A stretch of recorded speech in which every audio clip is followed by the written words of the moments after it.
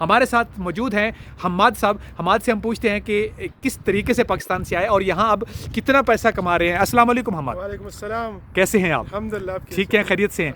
अच्छा हम्माद, मुझे बताइएगा कि आपने ये शेवल आप ऑपरेटर हैं इसके, पाकिस्तान से कब आए? तकरीबन 3 साल पहले है। पाकिस्तान से 3 साल पहले। और ये आपने चलाना सीखा हुआ था पाकिस्तान से, यहाँ आके सीखा?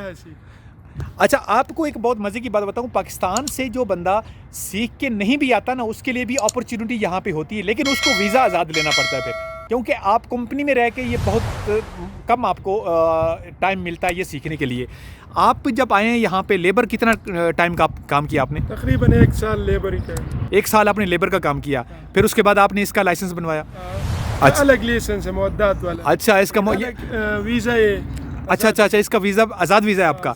ठीक है। और इसमें आप मिनिमम जो पाकिस्तान के कितने पैसे कमा लेते हैं, महीने की सैलरी कितनी बनती है आपकी? इधर 3500 सैलरी।